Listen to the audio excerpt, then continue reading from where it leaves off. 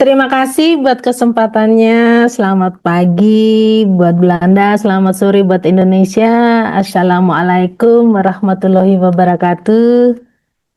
Eh, Selamat datang buat para narasumber dan para peserta kita yang tercinta. Untuk yang saya hormati, Dr. Gigi Natalia Eka Putri yang saat ini bekerja dari Belanda, dan narasumber kita Dr. Gigi Asti Sutanto yang saat ini lagi bekerja di Belgia, dan para rekan-rekan Yayasan Ruanita Perempuan Indonesia, Yayasan Stichting Alzi Nederlands Belanda, Komunitas Parenting BC November 2024, dan yang saya hormati para peserta hadirin yang akan berdiskusi pagi ini. Perkenalkan, nama saya Desi Dewal Ekarini, saya pemandu acara untuk pagi ini. Dan diskusi hari ini, mari kita mengucapkan kata Bismillah. Puji dan syukur kita panjatkan kehadirat Tuhan Yang Maha Esa, karena atas nama rahmatnya kita dapat berkumpul secara virtual dalam acara ini.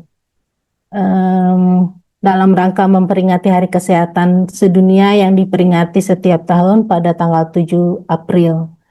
Pada kesempatan kali ini kita akan mengangkat tema kupas tuntas kesehatan gigi dari balita hingga lansia.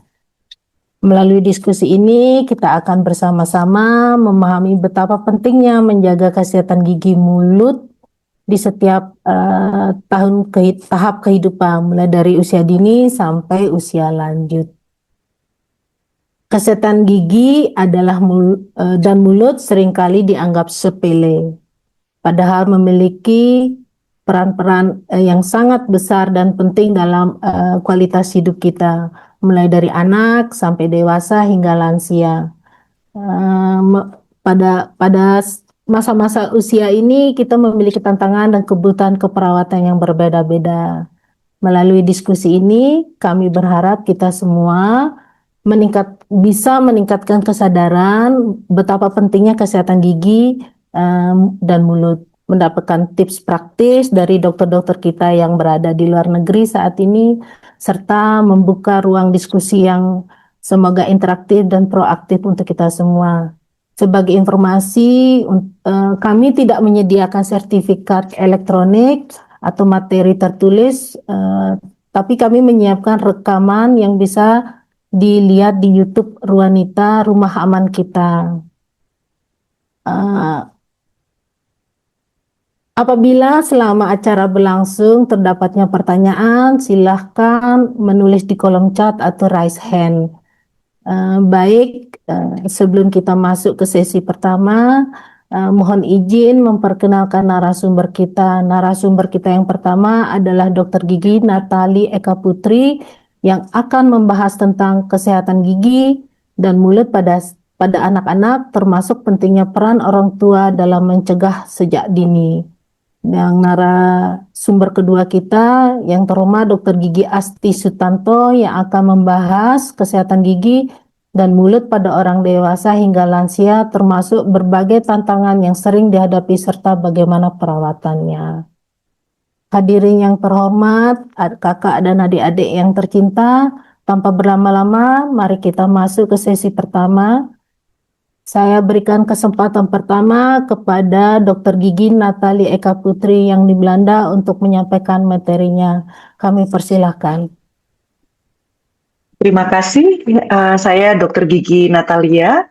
Saat ini saya berdomisili di Belanda dan mempunyai afinitas yang cukup kuat dengan kedokteran gigi anak. Kali ini saya akan memberikan sedikit pengantar. Mungkin kita bertanya-tanya ya, sebenarnya gigi anak-anak itu kenapa sih dianggap begitu penting? Kan cuma gigi susu, cuma gigi sementara. Apakah sebaiknya kita langsung konsentrasi ke gigi dewasanya saja? Nah, di sini saya akan mencoba menjelaskan secara terstruktur kurang lebih bagaimana alasannya, kemudian tujuan apa yang hendak kita capai di sini. Yang mungkin kita bisa lanjut ke slide yang berikutnya, yaitu ke bagian pengantar. Di sini saya akan memulai dengan menerangkan struktur gigi anak. Kemudian, jadi bagaimana perbedaan struktur gigi anak dengan gigi dewasa. Kemudian erupsi gigi anak. Jadi mengapa katakanlah setiap periodenya itu mempengaruhi tumbuh kembang yang lain. Kemudian kelainan gigi dan mulut apa saja yang bisa kita jumpai pada anak, yang mana sang orang tua juga bisa terbantu untuk ikut mendeteksinya walaupun hanya di rumah. Kemudian kita akan lebih mendalami mengenai karies gigi atau lubang gigi tersebut. Kemudian bagaimana sebagai orang tua kita bisa mempunyai semacam pedoman untuk merawat gigi anak di rumah atau dental home management. Dan yang paling terakhir adalah bagaimana kita bisa mempersiapkan anak untuk membawa mereka mengunjungi dokter gigi. Dan tentunya yang tidak kalah penting adalah sesi tanya jawab. Ya, kita boleh lanjut ke slide yang berikutnya. Oke, kalau kita membicarakan mengenai struktur gigi, sebenarnya struktur gigi susu dan gigi dewasa sama saja. Jadi permukaan yang paling luar, yang warnanya putih, itu adalah enamel. Enamel itu kalau kita ibaratkan rumah, itu adalah atap. Jadi lapisan terluar yang melindungi gigi kita. Kemudian lebih dalam lagi kita melihat ada dentin di situ. Nah, dentin itu lapisan yang kedua yang melindungi saraf, yang mana dentin ini sebenarnya karakternya sudah sedikit lebih lunak daripada si enamel tersebut atau si atap gigi tersebut.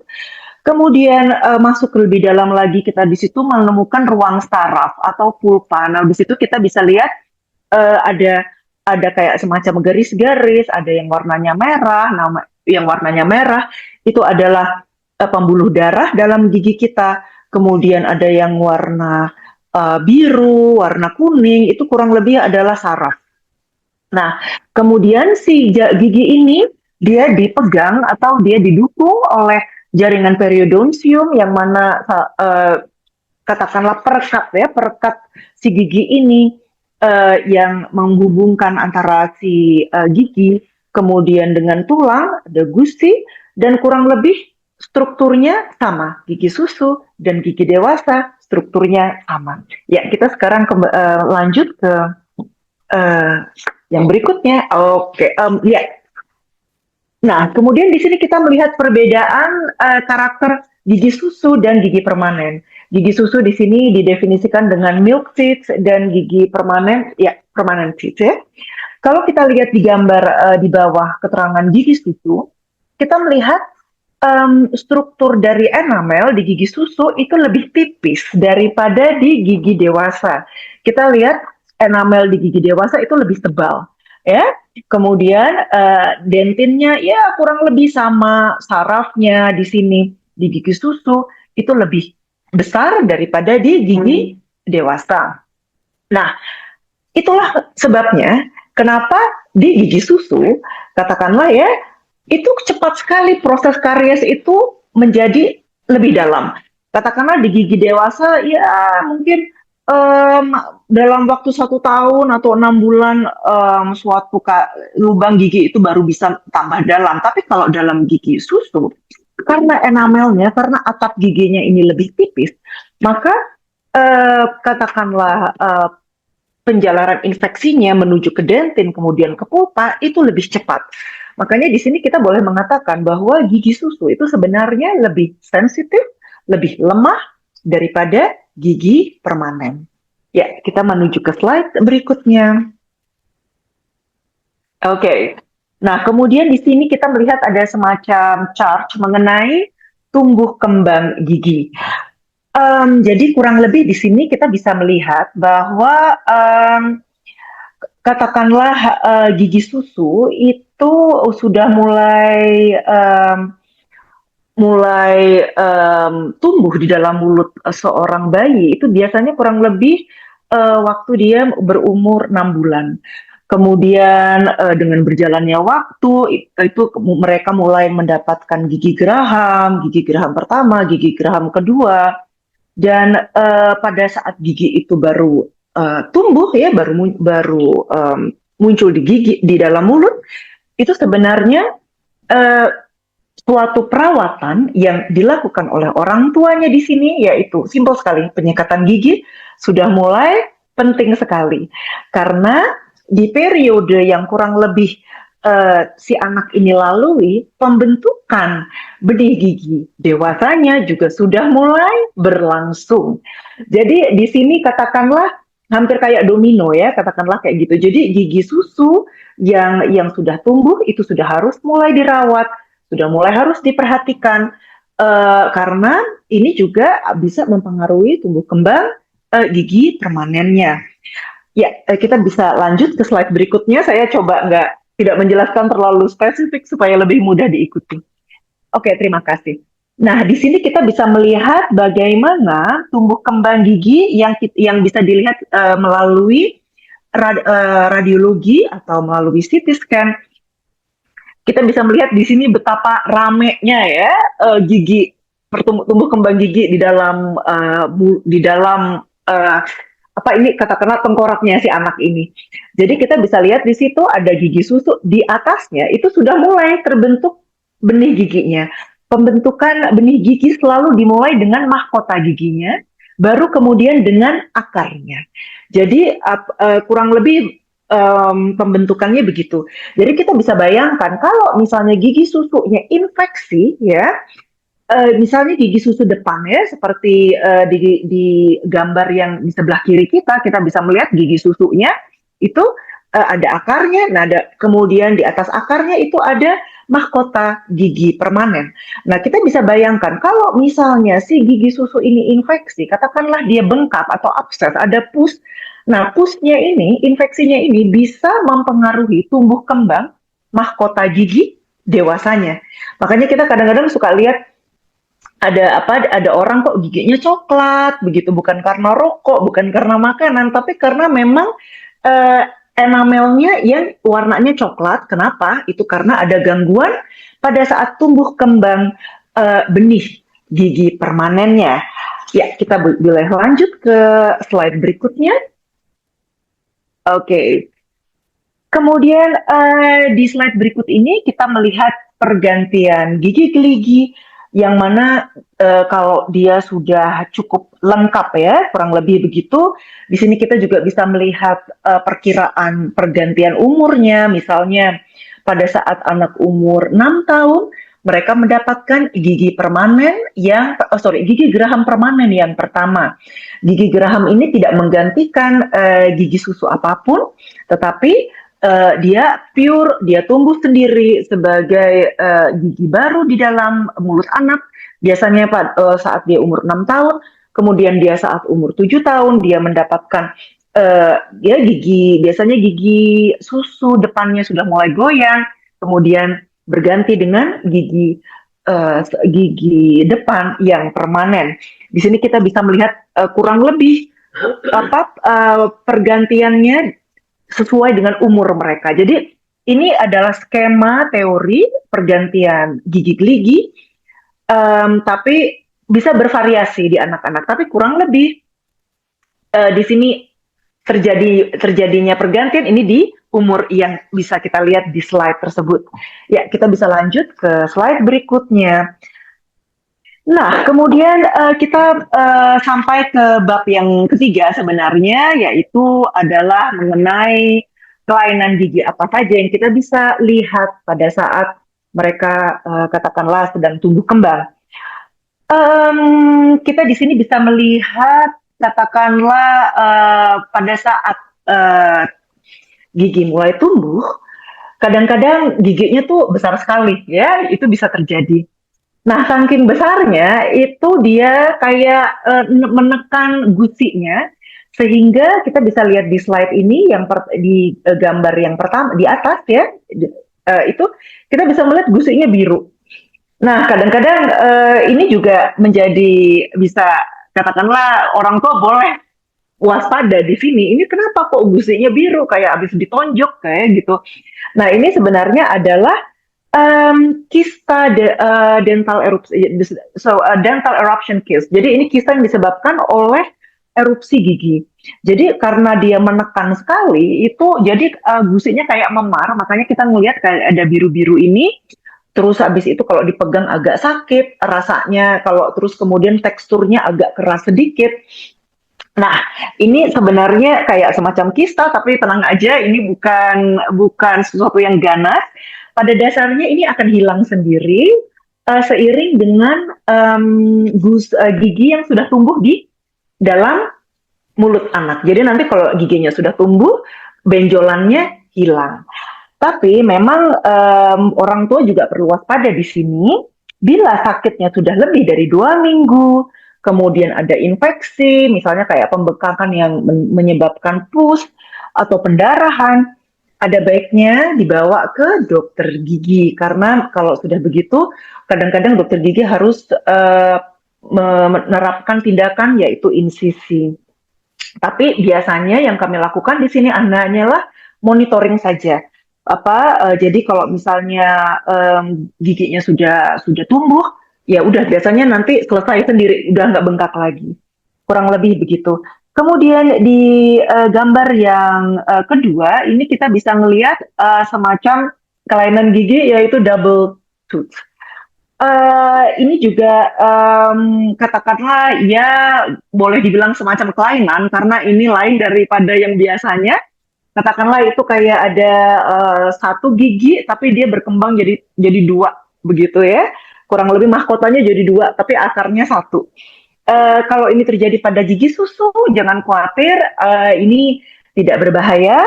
Biasanya kalau misalnya ini kami lihat ya sebagai dokter gigi, kami hanya akan memonitor saja.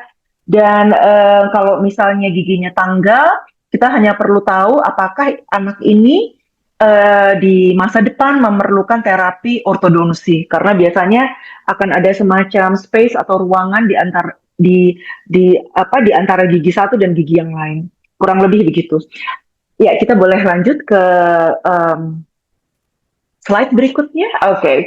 Yang berikutnya Maaf, itu adalah yes. maaf dok, dokter masih punya waktu 3 menit lagi nggih? Wow. Oke. Maaf Oke, ya. oke. I'll do my best. Oke, I'll do my best. Thanks. Ya, oke. Kemudian yang kelainan yang berikutnya adalah gigi yang berlebihan. Kita lanjut ke slide yang berikutnya saja kalau begitu. Kemudian ini adalah kelainan morfologi gigi. Jadi ini adalah bentuk gigi yang ditemukan kepada anak yang mempunyai sifilis. Ya. Jadi orang tua juga bisa mendeteksi di sini kalau misalnya giginya seperti ini itu adalah mungkin perlu dikontrol karena orang tuanya bisa aja dia punya sifilis. Jadi ini perlu diterapi karena ini bisa mempengaruhi perkembangan matanya anak itu sendiri. Kemudian slide yang berikutnya itu adalah sering sekali kita lihat kelainan enamel gigi. Enamel gigi tidak terbentuk dengan baik, kemudian dentinnya tidak terlindungi dengan baik, akhirnya giginya sering keropos. Ya, lanjut lagi ke berikutnya. Kemudian yang berikutnya adalah fluorosis. Secara estetik ini juga nggak bagus, biasanya terjadi pada anak yang menelan pasta gigi dewasa atau menelan air yang difluoridasi. Ya, lanjut lagi yang slide berikutnya. Ini adalah mengenai lubang gigi. Bagaimana lubang gigi bisa terbentuk? Ada 3 faktor di sini. Faktor si pasien itu sendiri atau host. Kemudian yang kedua adalah bakteri. Yang ketiga adalah substrat. Substrat itu adalah karbohidrat atau gula yang merupakan makanan dari bakteri tersebut. Nah, dengan berjalannya waktu, inilah yang menyebabkan lubang gigi. Ya, kita lanjut ke slide berikutnya. Di sini kita melihat bagaimana karies gigi pada anak bisa ditemukan sangat dini. Pertama-tama, ya biasanya terlihat putih sekali, kemudian di gambar yang berikutnya semakin putih, gambar yang ketiga sudah mulai warnanya coklat, artinya dentinnya sudah terekspos, sampai yang paling parah giginya gripis ya. Nah, disinilah biasanya orang tua baru dibawa ke dokter gigi, yang mana sebenarnya ini sudah terlambat. Ya, slide berikutnya. Masalahnya pada anak-anak adalah lubang giginya itu ngumpet. Jadi kebanyakan itu munculnya itu di sela-sela gigi dan ini tidak pernah terdeteksi sampai dengan kita membuat foto ronsen. Kalau kita sudah membuat foto ronsen, kita bisa melihat katakanlah lubang gigi yang tersembunyi tersebut. Kita bisa kasih peringatan ke orang tua, ini harus ditambal atau ini harus dikontrol dengan cara flossing atau pakai benang gigi. Dan akhirnya keparahan dari lubang gigi tersebut atau keparahan penyakit gigi tersebut bisa dicegah. Lanjut, slide berikutnya. Anak-anak juga ada punya karang gigi, ya. Biasanya kita bisa ngeliat warnanya kayak agak kuning-kuning, nggak bisa dibuang dengan penyekatan gigi. Ini harus dibawa ke dokter gigi karena kita harus dibersihkan. Karena apa? Karang gigi mempengaruhi kesehatan gusi yang bisa menyebabkan pembekakan gusi. Tetapi karang gigi ini tidak berhubungan dengan lubang gigi atau sebagai penyebab lubang gigi. Lanjut. Oke, dental home management. Yang penting di sini adalah mindset. Karena apa? Dengan anak kita harus berpikir mencegah lebih baik daripada mengobati.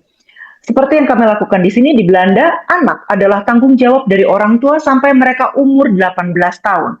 Jadi sebagai orang tua kita harus memberi contoh yang baik ke anak untuk konsisten dengan penyekatan gigi 2 kali sehari, dan yang pasti membawa mereka ke dokter gigi untuk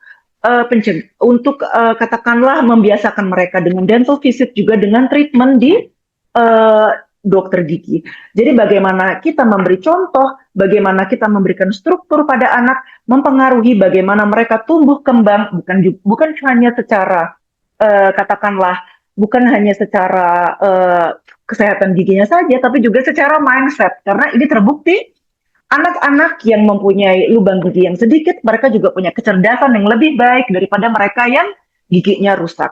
Jadi sebagai orang tua kita di sini, kita bisa cut the chain, kita mengontrol apa yang mereka makan, ya. Jadi kita di sini menetapkan 6 waktu makan sehari, 2 kali penyekatan gigi, kemudian 2 kali per tahun kontrol ke dokter gigi. Dan bila anak-anak masih mempunyai kebiasaan buruk, ya, misalnya ngempong atau nyedot jempol atau misalnya bernafas dengan mulut, sebaiknya kita sebagai orang tua sudah memikirkan treatment, misalnya membawa ke logopedis atau menghentikan penggunaan pacifier supaya tumbuh kembang giginya mereka juga bisa lebih bagus, dan juga yang pasti lebih banyak memberikan makanan yang sehat. Ya, lanjut. Slide. Ya, terima kasih. Jadi dari sejak bayi punya gigi yang pertama sudah harus disikat. Ya, gigi kalau cuma masih gigi depan masih boleh 1 kali per hari. Kalau sudah mulai lengkap giginya 20 buah harus 2 kali per hari disikat. Ya, lanjut. Lanjut slide-nya. Ya, oke. Ada sikap penyikat kalau misalnya ke dokter gigi bisa menjelaskan juga bagaimana menyikat gigi anak supaya lebih gampang. Dengan sikat gigi elektrik itu jauh lebih mudah sebenarnya sebagai orang tua untuk menyikat gigi. Ini saran saya, tapi sebaiknya dimulai sejak mereka umur 3 tahun dengan penyikatan gigi elektrik. Ya, lanjut. Slide. Boleh lanjut slide? Oke. Dan yang pasti saya secara pribadi sering katakanlah memotivasi pasien untuk sudah mulai menggunakan benang gigi untuk mencegah penumpukan gigi di sela-sela gigi. Karena seperti yang saya bilang, itu kebanyakan lubang gigi dimulai dari sela-sela gigi, dan bagaimana kita bisa mencegah, yaitu dengan menggunakan benang gigi untuk menghilangkan sisa gigi di sela-sela gigi. Dan yang pasti disarankan untuk penyikat gigi 2 menit per hari. 2 menit per kali sikat gigi. Ya, lanjut. Oke, dengan pasti menggunakan pasta gigi berfluoride. Akhir-akhir ini banyak sekali orang tua yang lebih memilih pasta gigi tanpa fluoride dengan alasan pencegahan fluorosis. Tapi percayalah, pasta gigi anak sudah disesuaikan kadar fluoridanya per umur pasien. Jadi umur bayi, kemudian anak-anak sampai 12 tahun, dan pasta gigi dewasa. Ya, lanjut. Nah, tips saya untuk kunjungan dokter gigi sangat disarankan untuk kunjungan pertama carilah dokter gigi yang ramah anak. Nggak semua dokter gigi suka anak-anak, with all of respect. Jadi cobalah cari tahu via-via mungkin dokter gigi mana yang ramah anak. Kemudian mulailah membawa anak ke dokter gigi sejak mereka mempunyai gigi yang pertama. Jadi ya kurang lebih mereka umur 1,5 tahun atau 2 tahun. Kemudian ya, kemudian yang penting sekali jangan pakai kata-kata nanti kalau nggak dibor loh, nanti disuntik loh. Itu tolong jangan jangan disampaikan ke anak karena itu justru tambah membuat mereka merasa takut. Nah, kebanyakan orang tua memang nggak mempunyai pengalaman yang menyenangkan di dokter gigi, tapi bukan berarti anak-anak kita tidak berhak untuk mempunyai pengalaman gigi yang bisa diandalkan atau bisa dipercaya di dokter gigi.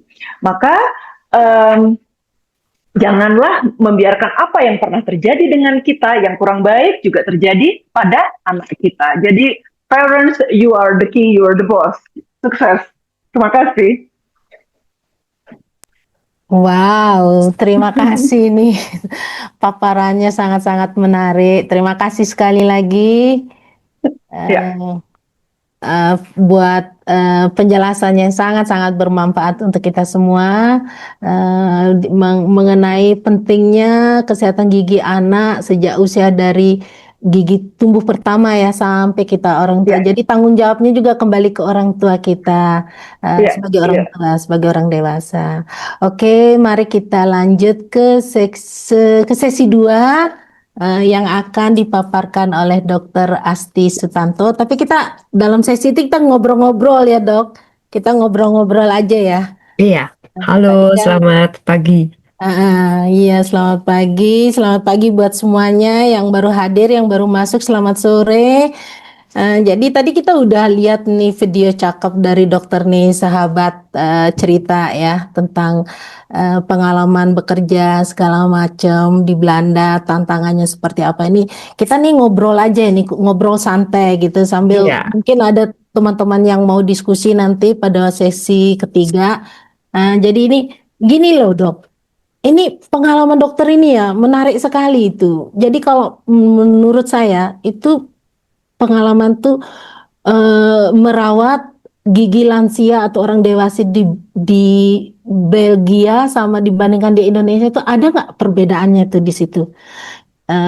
Mulai dari segi mental atau biaya finansial atau memang kesehatan giginya itu gimana? Ada perbedaannya nggak di situ dok? sebelumnya saya belum pernah merawat gigi lansia di Indonesia juga. Ah, Situasinya di Belgia adalah karena tambah lama orang tambah lebih tua ya. Maksudnya kalau zaman dulu mungkin biasa sampai umur 70 aja udah gitu. Ini karena kualitas kesehatan tambah baik, jadi banyak orang bisa sampai umur 90 atau sampai umur 100. Nah, ini juga kebanyakan karena kualitas kedokteran giginya juga udah bagus. Jadi kadang orang sampai umur 80 pun giginya masih lengkap. Nah, bedanya adalah kalau masih muda itu masih bisa rajin sikat gigi dan lain-lain. Ini kalau udah umur 80, 90 biasanya tangannya, kemampuan untuk sikatnya itu berkurang. Sama mungkin kalau udah mulai pelupa itu kadang juga lupa sikat gigi. Nah, terus biasanya kan kalau di sini masuk ke panti jompo itu pelayanannya biasanya baik. Cuman karena biasanya sibuk ya, sibuk sediain makan, sibuk dibersihkan, dimandikan, ke dokter, aktivitas, olahraga. Biasanya kesehatan gigi itu sering dilupakan. Kayak itu, biasanya lupa disikatin, kadang ya gigi palsunya lupa dicopot, seperti itu. Jadi em, Tapi kalau disuruh bandingkan dengan Indonesia mungkin beda kali ya. Kalau di Indonesia mungkin sudah dianggap lumrah kalau udah umur sekian, udah umur pensiun, sudah tidak punya gigi lagi, lalu bikin gigi palsu atau sudah biasanya nerima aja gitu. Kalau ya udah nggak punya gigi, makanya bubur aja gitu. Kayaknya seperti itu gitu. Kalau yang dari sepengetahuan saya. Mm-mm. Tapi kalau misalnya seperti penjelasan barusan itu berarti banyak ada beberapa hal yang sering diabaikan ya untuk Mm-mm. orang dewasa dan lansia ini. Berarti kalau misalnya pada saat sakit kayaknya lumrah gitu ya. Pada saat sakit banget baru ke dokter gitu. Oh iya itu lumrah sekali itu bahkan di sini juga masih banyak gitu kan. Gitu ya. Karena mungkin ada yang pikir, oh takut serem ke dokter gigi gitu kan. Biasanya kalau nggak kerasa apa-apa nggak ke dokter kayak gitu. Tapi sebenarnya kalau nunggu sampai sakit baru ke dokter, biasanya aduh langsung dapat tagihannya mahal kan ya. Kalau misalnya langsung harus perawatan saluran akar. Wah, kalau di sini sih mahal. Kalau di Indonesia, kayak tergantung kotanya juga. Kalau di kota besar seperti Jakarta mungkin mahal juga ya. Kalau di kota yang lebih kecil mungkin lebih murah. Atau malah nanti ujung-ujungnya, aduh telat nih, udah nggak bisa diselamatkan lagi giginya, jadi mesti dicabut deh gitu. Jadi ya kalau giginya dicabut ya, wah susah ya mau ganti gigi palsu keluar duit juga lagi gitu. Jadi memang sebaiknya sakit nggak sakit dibiasakan check up gitu karena tidak selalu kalau ada gigi bolong atau ada masalah di gusi itu menimbulkan rasa sakit. Jadi sebelum ada ya anggap aja sedia payung sebelum hujan gitu. Mm-mm.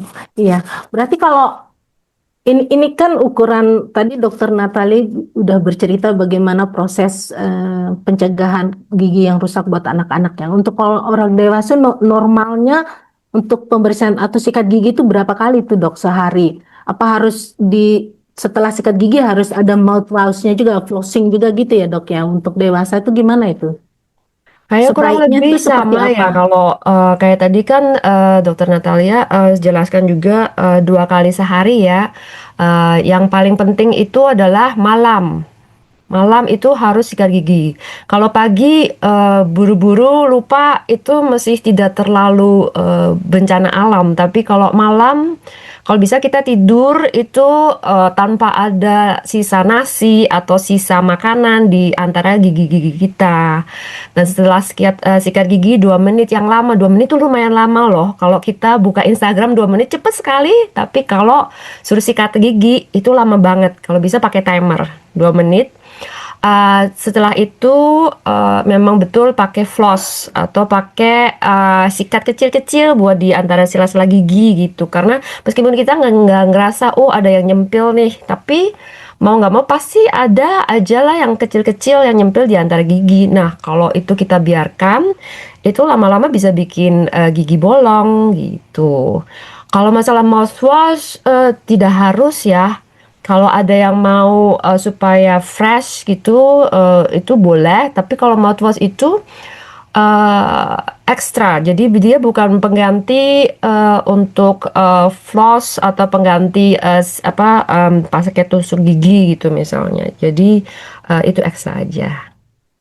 Nah, berarti tantangannya besar nih untuk misalnya eh, kita usia kan rentan nih. Apa sih hubungannya penyakit gigi dengan penyakit penyakit yang lain seperti jantung atau ada nggak hubungannya itu dok dengan penyakit-penyakit lain? Kalau misalnya kita sebagai orang tua kan orang tua saya juga di Indonesia jauh gitu ya, tapi kita nggak bisa juga melihat gimana sih hubungannya penyakit mereka dengan penyakit yang lain. Ada nggak tuh hubungannya itu? Tentu sekali ada. Apalagi banyak juga kayak radang gigi yang kadang tuh bertahun-tahun tidak menimbulkan rasa sakit, tidak menimbulkan benjolan, bengkak. Jadi tapi ada radangnya, dan itu kadang di sini juga kelihatannya kalau kita ambil X-ray ya, ambil foto ronsen baru kelihatan. Nah, seperti itu kalau dibiarkan terlalu lama kadang bisa menjalar lewat pembuluh darah ke jantung, ke ginjal. Karena ini barusan saya baca ada bakteri yang sama ditemukan di misalnya tumor payudara gitu. Itu bakteri yang sama dengan yang ada di misalnya radang gusi seperti itu. Jadi standar juga di sini misalnya ada orang tua yang mau melakukan eh, menjalani operasi, misalnya operasi hati, jantung, operasi ini itu. Nah, itu biasanya disuruh ke dokter gigi dulu, tolong dicek kalau ada yang radang, dicabut atau dirawat dulu kayak gitu. Jadi penting juga, kayak kalau nggak salah ada pernah orang yang beneran sakit jantung, serangan jantung, dan setelah dicek, dari mana datangnya? Oh, karena dia ada radang gigi yang lumayan besar kayak gitu. Berarti penting sekali ya mengaitkan Hmm. satu penyakit dengan penyakit yang lain. Ini kita bicara tentang lansia tidak hanya di Belgia atau Belanda ya, tapi juga kita mengaitkan dengan lansia di Indonesia, pola hidup kita, cara kita berpikir itu yang saya lihat sih lansia-lansia di Indonesia itu setelah pensiun itu hidupnya enak gitu. Tapi minum kopinya itu banyak gulanya, terus ada tehnya, merokok, stres. Itu kaitannya dengan kesehatan gigi itu gimana tuh dok? Gimana cara mengatasi agar gigi tetap bagus atau memang harus diet gitu dari hobi-hobi minum teh kopi? Itu gimana itu? Memang zaman sekarang itu ya bukan lansia saja, tapi juga semua usia ya, cenderungnya adalah ke arah obesitas. Ke arah ya terlalu banyak gula yang tersedia di mata kita, di supermarket, di mana-mana. Itu juga bahaya juga sih. Jadi nggak cuman buat gigi tapi juga buat ya sakit diabetes juga. Sebisa mungkin triknya adalah supaya gula, rasa manis dan rasa asamnya itu tidak terlalu lama ada di dalam mulut. Maksud saya adalah misalnya makan 3 kali sehari. Kalau tadi kan Dokter Natalia bilang, oh 6 momen dalam sehari buat anak-anak itu untuk gula kayak gitu. Jadi dibatasin sebisa mungkin, misalnya sarapannya jangan sejam lamanya gitu. Sarapannya kalau bisa singkat, habis itu semua yang mau minum kopi pakai gula, teh pakai gula, makan roti atau makan nasi, makan bubur, makan mie, semua itu bisa dibundel sesingkat mungkin kayak gitu, misalnya setengah jam. Habis gitu ke makan siang, itu kalau bisa jangan nyemil, kebanyakan nyemil kayak gitu, yang manis-manis. Jadi sebisa mungkin nggak terus-terusan manis dan nggak terus-terusan asam di dalam mulut. Kalau memang sukanya nyamil, mungkin bisa diselangi dengan sering-sering kumur-kumur dengan air putih. Jadi gula dan asam-asamnya itu sering ditelan langsung, jadi nggak terlalu lama di dalam mulut. Itu mungkin bisa jadi tips yang berguna. Kalau ngerokok sendiri itu masalahnya bisa kalau memang punya radang gusi ya, kalau ngerokok itu jadinya susah sembuhnya. Lalu kalau tadi pertanyaannya stres. Nah, kalau stres kan zaman sekarang sering stres ya, misalnya macet, mau marahin anak, atau stres tentang kerjaan. Nah, itu biasanya orang-orang tuh mulai bruxism. Bruxism itu berarti giginya digoyang-goyang, goyang-goyang terus, terus, terus, terus. Kadang itu kita nggak sadar gitu kan, itu kayak bawaan. Jadi kadang itu bisa terjadi sehari-hari, pagi, siang, sore, malam. Terus bisa juga dilakukan kalau lagi tidur kan. Kalau tidur tuh biasanya otak kita masih berjalan meskipun kita nggak sadar. Itu giginya di grinding terus gitu. Nah itu kalau stres biasanya nanti mulai sakit di apa di otot-otot pipinya atau sakit di sendi rahangnya atau mulai sakitnya kadang menjalar ke leher dan ke bahu kayak gitu ya. Kalau itu memang butuh dirawat dan itu silahkan cek ke dokter gigi atau dokter bedah mulut terdekat Anda gitu. Hmm, baik, bagus sekali penjelasannya. Ini tadi kan dokter pada awal-awal pembicaraan itu ada berbicara tentang gigi palsu ya, atau kalau bahasa Belandanya itu kan kunstgebit gitu ya. Hmm. Itu cara merawat gigi palsu yang baik dan benar itu seperti apa sebenarnya dok? Apa cuma direndam air doang atau memang disikat atau itu gimana itu? Ya biasanya itu habis makan itu disikat. Sikatnya itu pakai sikat gigi boleh atau ada sikat khusus untuk gigi palsu lebih besar biasanya. Lalu sikatnya juga pakai misalnya sabun cair, jangan pakai pasta gigi. Karena pasta gigi itu lumayan abrasif. Jadi nanti gigi palsunya bisa cepet apa ya cepet habis gitu kalau kebanyakan pakai sikat gigi. Dan tips berikutnya adalah kalau mau tidur itu jangan tidur pakai gigi palsunya. Kalau bisa dilepas dan ditaruh dalam keadaan kering, taruh di piring atau taruh di kotak gitu. Jangan direndam dengan air gitu. Tujuannya adalah supaya kalau gigi palsunya itu bisa kering. Kalau terus-terusan basah, itu nanti bisa apa cenderung bikin apa namanya berjamur gitu kan kita nggak mau.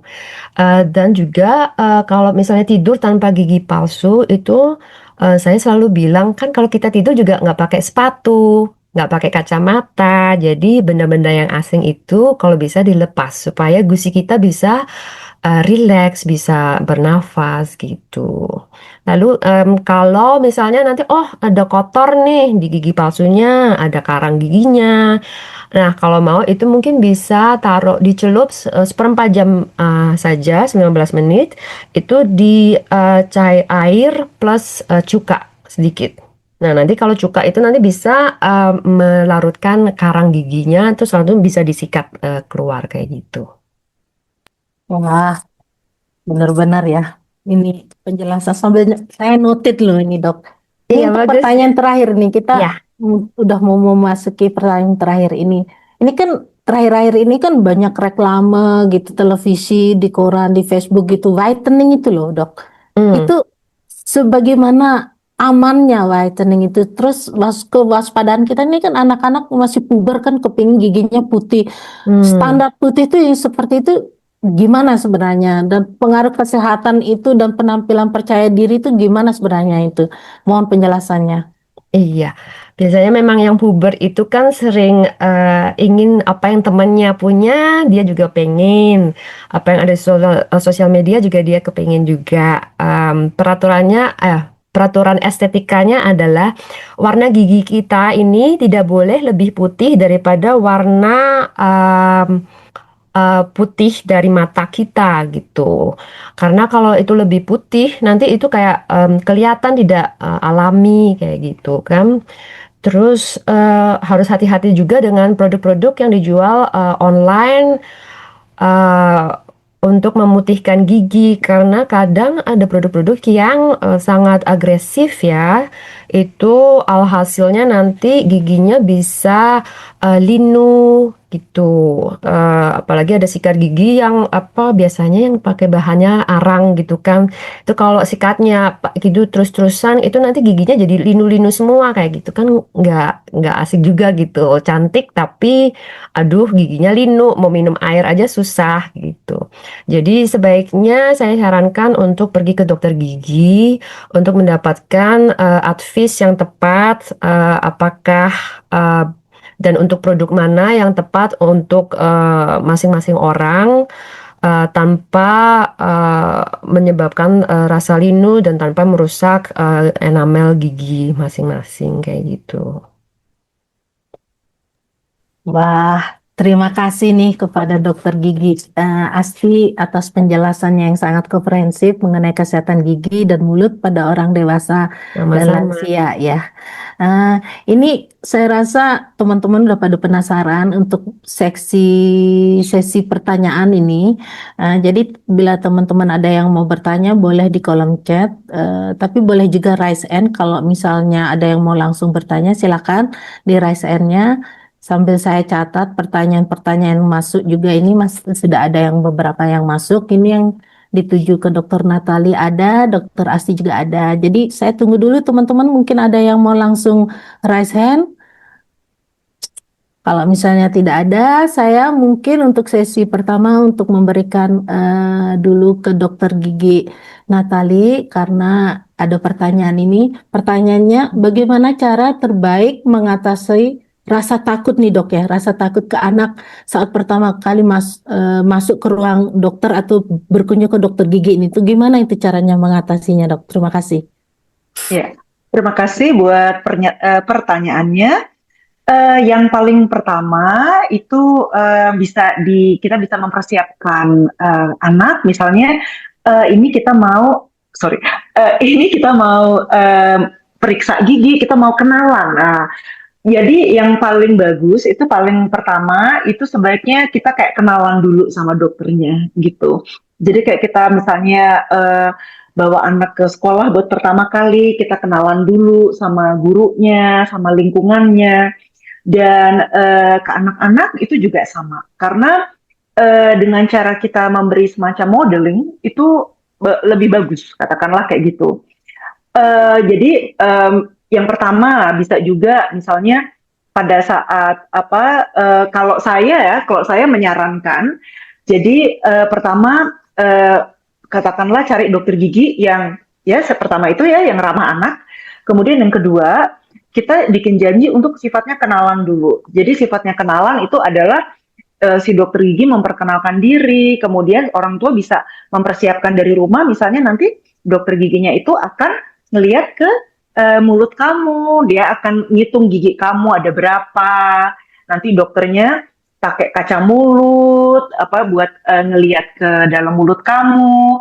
Nah, bisa juga di YouTube kan itu suka ada tuh film-film kartun, misalnya kayak Peppa Pig ya, yang saya tahu itu juga tentang misalnya George pergi ke dokter gigi, misalnya kayak gitu ya, dan di situ bisa ngelihat kalau ke dokter gigi itu pertama begitu naik ke kursi unit, buka mulut, habis itu giginya dilihat. Nah, jadi kepercayaan itu dulu yang harus dibangun antara anak ke dokter giginya, kurang lebih begitu. Dan yang pasti jangan pernah bilang dokter giginya nanti mau nyuntik kalau nggak nanti dibor, itu tolong dicegah ya, jangan sampai. Orang tua juga banyak katakanlah memberi bahasa yang terlalu menakutkan ke anak, karena sebenarnya itulah yang menjadi trigger takut si anak begitu. Kemudian bisa juga misalnya kalau misalnya punya kakak ya yang bisa membantu, yang bisa bekerja sama dengan baik pada saat treatment dokter gigi, bisa juga misalnya dibawa kasih lihat, ini loh dokter gigi kalau kontrol ini dokter giginya begini, kurang lebih begitu. Karena kalau kita membicarakan anak, itu setiap anak itu mempunyai perkembangan sendiri masing-masing berdasarkan umurnya. Jadi misalnya umur preschool itu beda sama anak yang katakanlah sudah masuk usia sekolah. Jadi kalau misalnya seperti yang saya sarankan tadi, dia mulai ke dokter gigi umur 1,5 atau 2 tahun, biasanya kalau saya secara pribadi, saya nggak pernah melakukan dental check-up-nya itu di kursi unit. Yang akan saya lakukan adalah di kursi biasa, tapi tetap di ruangan praktek saya.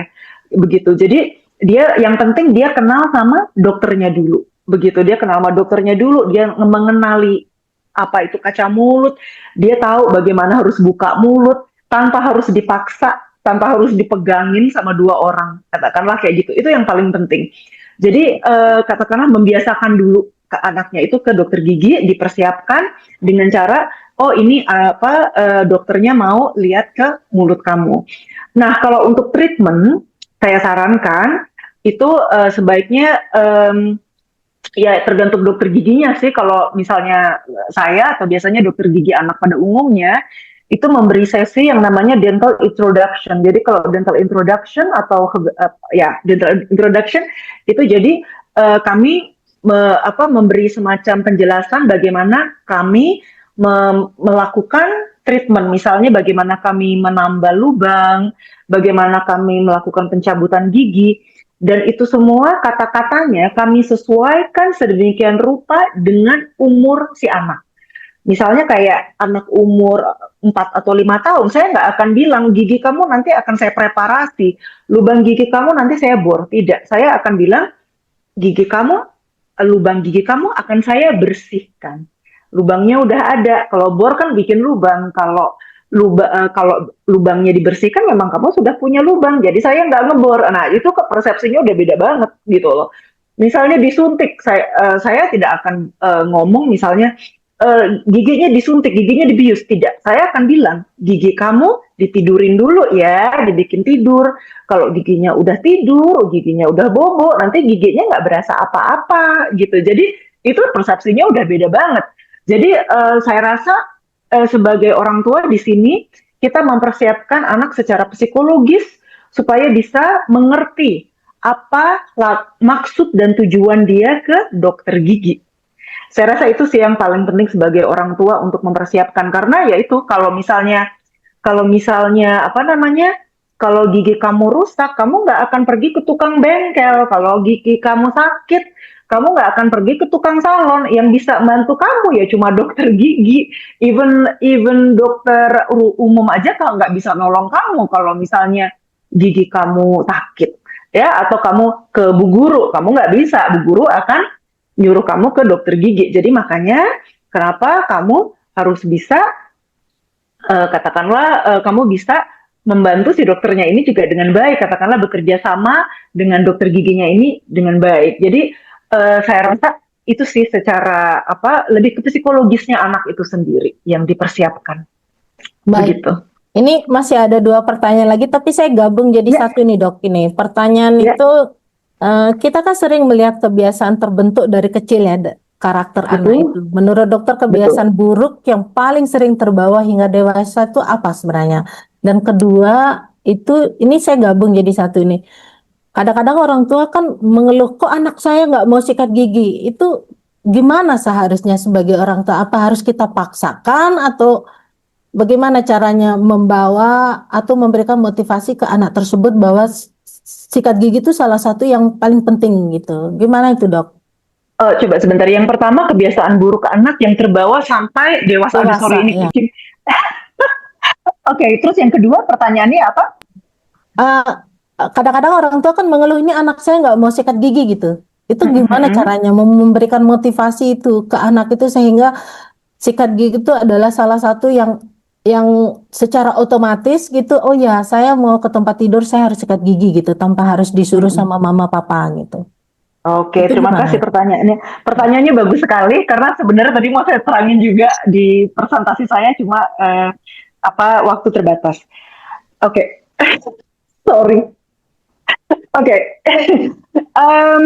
Ya, kebiasaan buruk anak apa yang terbawa sampai dewasa? Mungkin ini salah satu hal juga yang harus bukan cuma orang Indonesia, tapi sebenarnya hampir budaya sedunia ya, mindset orang tua sedunia mengenai ini, mengenai kebiasaan buruk, motivasi itu tergantung dari orang tua, begitu ya. Jadi maksudnya begini. Anak itu kalau misalnya diturutin, itu selalu ada aja yang katakanlah dia pasti dia nggak mau lakukan. Katakanlah gini, anak kalau di Belanda kita ada istilah ik ben pouter, iya benar, ik ben pouter en ik zeg nee, ya. Saya batita, ya, dan saya bilang enggak. Katakanlah kayak gitu. Secara psikologis, ya. itu memang otaknya udah kayak begitu. Nah, sekarang sebagai orang tua, ya, apakah kita mau anak kita menjadi anak dengan bermentalitas batita seterusnya, atau menjadi anak yang terdidik dengan baik? Jadi kalau misalnya katakanlah begini, misalnya ya Pak, seperti yang saya bilang ya, itu udah dimulai dari dia masih katakanlah udah mulai umur 2 tahun. Katakanlah biasa, kalau misalnya kebiasaan buruknya di sini, biasanya malas, nggak mau. Sebenarnya itu kebiasaannya. Jadi saya ngomong secara general. Di sini adalah, katakanlah, peran orang tua di sini adalah memberi struktur. Seperti yang saya tadi sudah jelaskan sebelumnya. Tadi dokter Asti ya udah mengatakan makan 3 kali sehari, oke? Kemudian kalau saya tadi bilang 6 waktu makan per hari. Jadi maksudnya kalau misalnya dia masih aja, misalnya anaknya ada juga, misalnya dia maunya manis aja, misalnya kayak gitu, ya. Kemudian nggak mau minum air putih, kayak misalnya kayak gitu, ya, ada ya yang kayak begitu. Nah, sekarang kita sebagai orang tua, kita harus lebih pintar daripada dia. Jadi artinya apa? Ya kalau misalnya kayak misalnya anaknya nggak mau minum air putih, maunya cuma kayak sirup atau lemonade, kita tanyakan sama diri kita sendiri sebagai orang tua. Kita sendiri minumnya itu apakah juga manis-manis terus, apakah Coca-Cola terus, misalnya ya, kayak begitu. Jadi anak itu mencontoh orang tua, katakanlah gitu. Anak mencontoh orang tua, ya, mereka selalu meniru lingkungan dia sendiri, ya.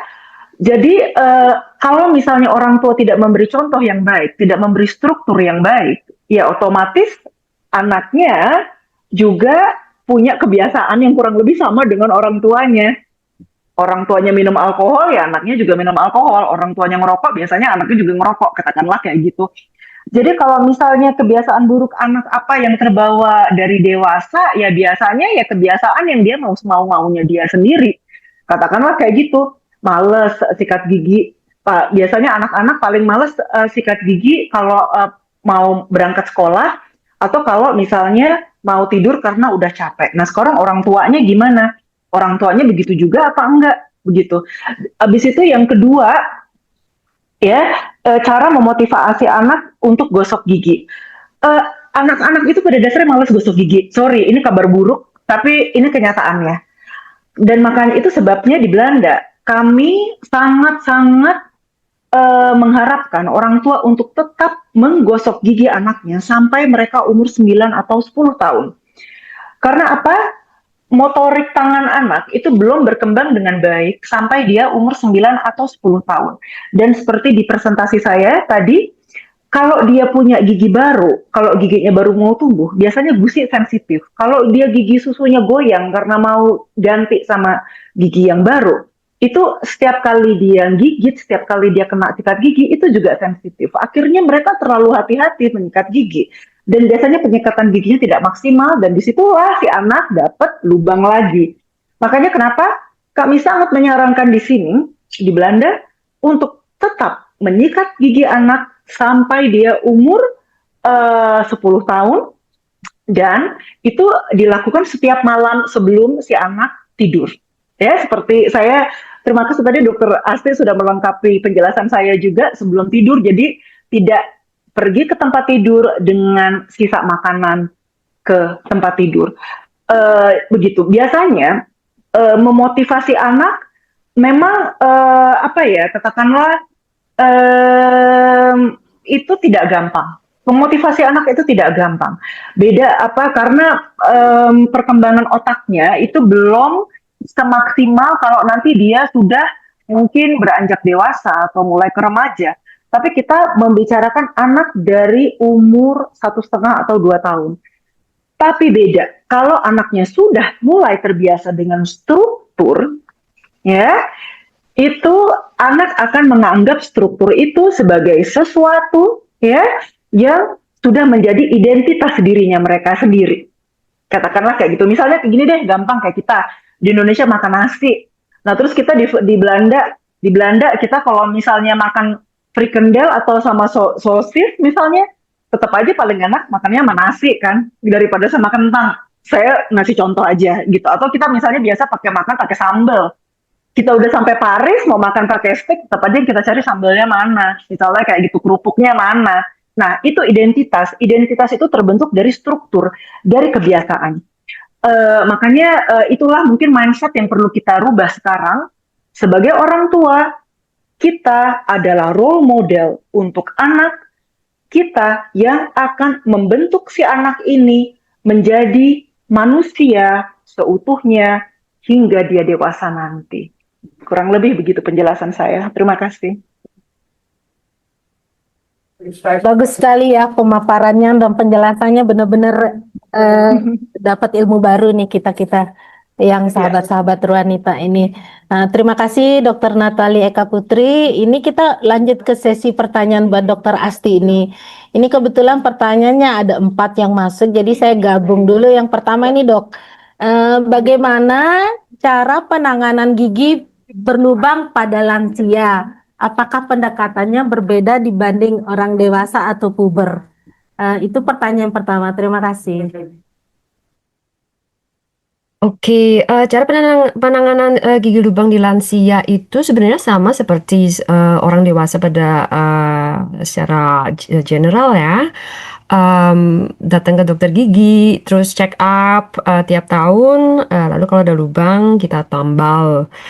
Kadang kalau memang usia lansianya sudah berkelanjutan, yang mana mungkin ada Alzheimer, jadi susah susah percaya ke orang, dan banyak komplikasi kesehatan. Jadi ya sebisa mungkin kita di sini ada produk yang mana mengandung banyak fluor, dan juga bisa stop namanya tin fluorida, jadi bisa stop pembentukan karies. Jadi kita mungkin bisa aplikasi produk tersebut, itu produknya lumayan mahal sih. Lalu kita pakai tambalan gigi yang seperti Glasionomir, itu tuh yang lebih ramah kepada karies atau gigi lubang di lansia. Banyak lansia yang itu telan obat lumayan banyak, yang juga menyebabkan berkurangnya produksi produksi air liur, saliva, yang menyebabkan agak lebih gampang untuk dapat gigi lubang. Jadi itu di situ biasanya tipe tumpatan yang kita pakai itu biasanya beda, ya gitu. Jadi produknya kadang tergantung usia dan kondisi kesehatan dan kerjasama dari pasiennya, itu mungkin bisa beda-beda gitu. Terima kasih. Ini ada pertanyaan kedua dan ketiga, tapi saya gabung nih Dok. Boleh. Ini pertanyaan umum mungkin ya. Scaling itu sebenarnya sakit atau tidak nggak sih Dok? Scaling gitu ya. Terus kalau misalnya disuruh memilih pada saat gigi berlubang ditambal atau dicabut, itu gimana itu? Kadang-kadang itu kan sudah shock gitu, dengar gigi lubang, wah ini gimana nih? Udah agak, karena tahu ya sakit gitu ya. Ingat gigi sakit aja kita udah panik, udah depresi gitu. Gimana itu Dok? Iya. Oke, pertanyaan pertama adalah scaling itu sakit apa enggak? Scaling itu sakit. Oh iya. Jadi memang ya memang sakit.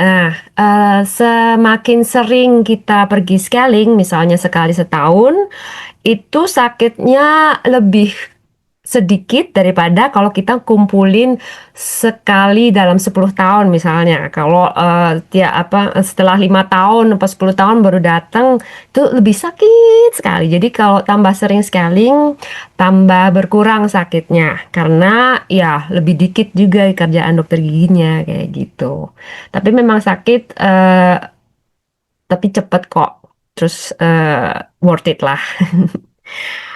Pertanyaan kedua adalah gigi lubang itu gimana cara milihnya, mau ditambal atau dicabut. Nah, saya bilang aja misalnya secara finansial itu kita tuh dapat gigi gratis dari alam. Dari sananya kita dapat misalnya 32 gigi nih banyak ya. Anggap aja tiap gigi itu harganya anggap aja 20 juta gitu deh.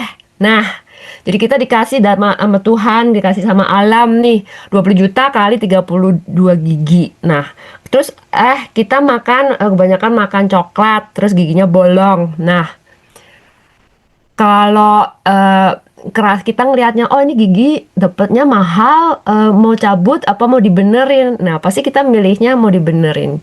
Jadi sebisa mungkin kalau ada gigi lubang, kalau bisa dipertahankan, pilihlah dipertahankan. Karena mau gimana pun itu lebih murah biasanya daripada gigi cabut dan nanti harus kita ganti dengan gigi lain, gigi palsu lain misalnya. Itu biasanya lebih mahal gitu. Sebisa mungkin dipertahankan deh. Oke, terima kasih. Ada ini pertanyaan nambah lagi nih dok. Ini pertanyaannya ini umum juga nih. Bagaimana peran keluarga dalam membentuk budaya kesehatan gigi yang baik bagi lintas generasi? Terus ini ada pertanyaan juga nih menarik nih sebenarnya, cuma nggak tahu ya benar apa nggak di lokasinya ini. Ini kan saat ini kan banyak student kita yang beasiswanya LPDP gitu dan juga kebetulan di Indonesia sudah bayar BPJS dan di Belanda itu diharuskan mempunyai asuransi juga itu.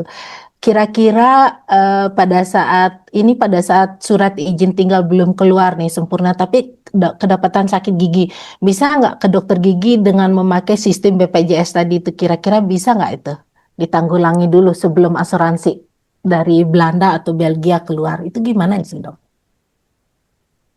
Saya kurang tahu ya. Tunggu, pertanyaan pertama adalah peran keluarga untuk membentuk kebiasaan baik Budaya kesehatan gigi budaya ya. kesehatan. Iya, kayaknya biasanya kalau sekeluarga disempatkan bareng-bareng ke dokter gigi misalnya. Jadi jadi kayak ya ritual gitu ya, setahun sekali atau setahun dua kali orang tua bersama anak check up kayak gitu. Jadi anaknya juga ngelihat, oh iya nih misalnya tiap bulan Juli kita ke dokter gigi sama-sama kayak gitu. Habis itu tahun depan juga tiap bulan Juli ke dokter gigi lagi kayak gitu. Jadi itu kayak dibikin eh, ya family trip kayak gitu misalnya. Atau juga misalnya, oh ya ini misalnya udah malam nih, misalnya jam 9 nih, udah mau tidur, kita rame-rame sama-sama sikat gigi. Habis itu juga sama aja, misalnya belanja di supermarket, belanjanya yang makanan sehat atau belanjanya juga minumannya yang air. Jadi ya ya seperti tadi kata dokter Natalia ya, maksudnya anak biasanya terbentuk dan meniru tingkah laku dari orang tuanya kayak gitu juga sih. Jadi memang ya mau nggak mau kalau dibikin rame apa bersama-sama jadi collective experience itu lebih natural ya. Jadi nggak kayak terasa kepaksa atau aduh harus begini, enggak. Itu kayak secara natural kayak ya memang gini lah mau gimana lagi gitu. Memang harus sikat gigi lah mau gimana lagi. Ya memang harus ke dokter gigi lah mau kenapa enggak gitu. Gitu sih. Em, Terus yang kedua tadi student BPJS saya kurang tahu juga. Saya kurang tahu juga, nggak dengar. Oh maaf maaf. Eh, Pertanyaannya memang dari mahasiswa yang memang kebetulan masuk ke Eropa, tapi surat izin untuk itu kayak ID card itu belum keluar, asuransi Mm-mm. belum fix gitu, Mm-mm. tapi apa sakit gigi gitu, bisa nggak itu kalau misalnya ke dokter gigi terus ditanggulangi dulu oleh BPJS dari Indonesia atau gimana itu nggak tahu tuh, apakah ada pengalaman atau gimana nggak tahu dokter Natali mungkin juga ada pengalaman seperti itu sekedar sharing info buat adik-adik student kan untuk saat ini yang berada di Eropa. Kebetulan saya ada pengalaman waktu itu memang Yang paling gampang sih bayar sendiri dulu, kemudian mereka bisa klaim ke asuransinya mereka. Dulu pengalaman kami sih selalu begitu biasanya. Itu klaim asuransinya ke BPJS-nya atau ke asuransi yang di Belanda atau di Belgia-nya atau gimana itu? Mungkin apa yang mereka punya saat itu. Jadi apa namanya? Saya kurang tahu. Mungkin biasanya mereka kan harus punya asuransi di Belanda ya, begitu. Atau asuransinya mereka di Indonesia. Saya kurang tahu apakah mereka katakanlah asuransi yang mereka punya di Indonesia, apakah bisa diklaim pada saat mereka di luar negeri. Perjanjiannya bagaimana? Itu mungkin harus ditanyakan lebih lanjut ya, kurang lebih begitu. Tapi memang kalau misalnya sudah darurat ya mau nggak mau sebaiknya kalau menurut saya bayar sendiri dulu, kemudian nanti mereka bisa urus dengan asuransinya yang bersangkutan. Tapi memang apa sebaiknya ditanyakan dengan teliti ke asuransi terkait mereka itu bisa apa aksesnya itu bagaimana, bisa sampai mana, karena even di Belanda aja itu setiap asuransi bisa beda-beda kebijakannya, Ya, tergantung benar. katakanlah ya kan yang satu bisa dibayar sampai sini, nah itu apalagi mungkin di Indonesia mungkin mereka kebijakannya beda juga, jadi mungkin akan lebih bijaksana kalau mereka tanya juga ya kalau mereka keluar negeri ada terjadi sesuatu apakah bisa diklaim atau bagaimana, karena waktu saya pernah punya pengalaman ini dengan beberapa mahasiswa Indonesia di Belanda, yang satu-satunya dari ya yang kami sarankan kamu bayar dulu aja sendiri, nanti kalian klaim ke asuransi mereka karena apa, kami juga nggak tahu bagaimana kebijakan asuransi mereka sendiri di negaranya gitu. Wes, terima kasih banyak. Kita nggak terasa ini udah hampir penghujung acara ya, penghujung diskusi. Eh, Terima kasih nih buat Dokter Natalia Eka Putri dan Dokter Gigi Asti Sustanto. Sebagai penutup, ada beberapa hal yang saya bisa catat dari hasil diskusi kita hari ini untuk sebagai refleksi. Kesehatan gigi dan mulut perlu dijaga sejak dini, bahkan sejak masa anak-anak. Perawatan yang tepat tentu berbeda di setiap tahap usia mulai dari anak dewasa hingga lansia. Dan yang tidak kalah penting, peran keluarga serta lingkungan sangat besar dalam membentuk dan menjaga kesehatan secara keseluruhannya. Semoga diskusi kita hari ini menjadi bekal dan juga pengingat bagi kita semua untuk lebih peduli lagi kepada kesehatan gigi dan mulut, baik untuk diri sendiri maupun orang-orang terdekat dan tercinta kita. Terima kasih atas perhatian dan partisipasi kakak-kakak, adik-adik, saudara semuanya. Kami mengucapkan terima kasih sebesar-besarnya kepada narasumber kita, Dr. Gigi Natalia Eka Putri dan Dr. Gigi Asti Sustanto dan Yayasan Ruanita Perempuan Indonesia dan Yayasan Stichting Azi Nederlands di Belanda. Untuk selanjutnya, terima kasih buat ilmu dan pengalaman yang sudah di-sharing, wawasan kita tambah banyak lagi. Saya notit udah banyak yang dicatat, karena kebetulan saya juga kerja sebagai perawat, jadi ada yang bisa saya bawa ke tempat kerja lagi untuk besoknya. Akhir kata, jangan lupa untuk subscribe ya di YouTube kita, di YouTube kanal Ruanita kita. Atas nama Desi Dewal Ekarini di Belanda sebagai moderator, mohon maaf apabila ada kesalahan atau kekurangan dalam memandu acara ini. Terima kasih dan sampai jumpa di acara Ruanita berikutnya.